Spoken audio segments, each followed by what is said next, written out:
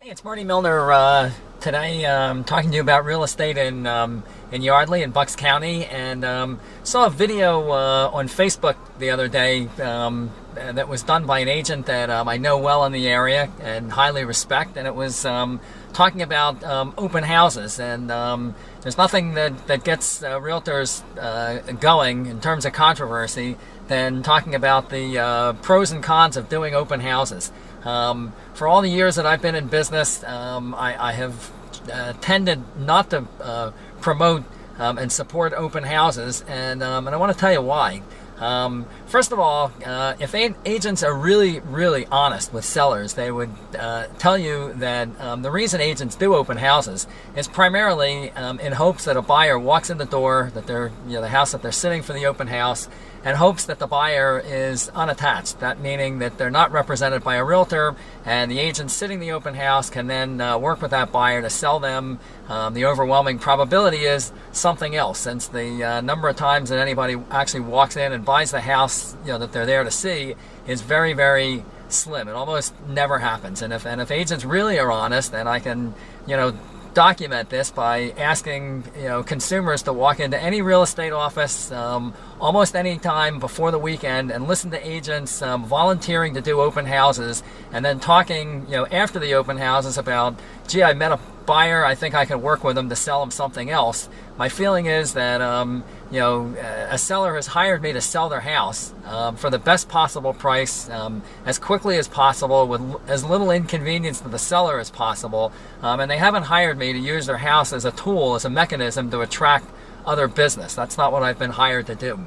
The other thing about open houses is that it's very traditional and very passive in a world that is changing, and for agents that are I think technologically innovative and creative and proactive, an open house is about the most passive marketing activity there is. You put a sign in the ground and you hope somebody walks in the door.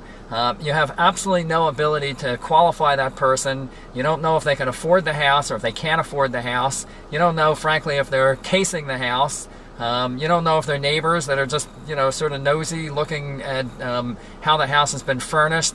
And again, frankly, I think that I owe the sellers a higher obligation than that, in terms of making sure that anybody that walks through their house can afford their house and is prepared, if it's the right house for that particular buyer, to buy it. So I really think that because of the inability to know who's going into the house, it's a disservice. It's a disservice to the seller.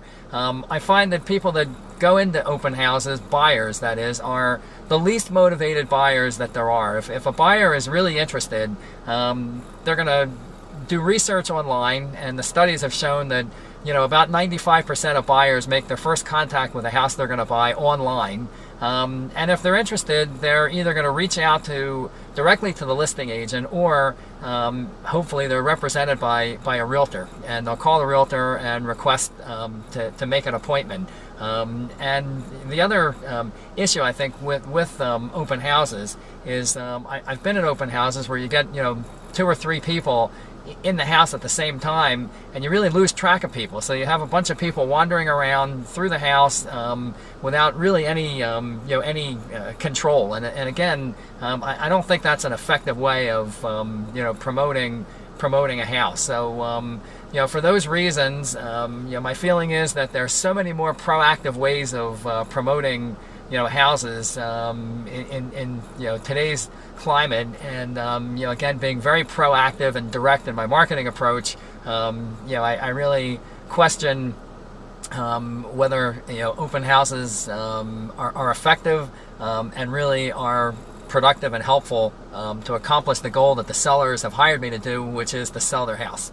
Would always love to hear your thoughts. I'm with Coldwell Banker Hartside in Yardley. You can reach me at 215-519-1399.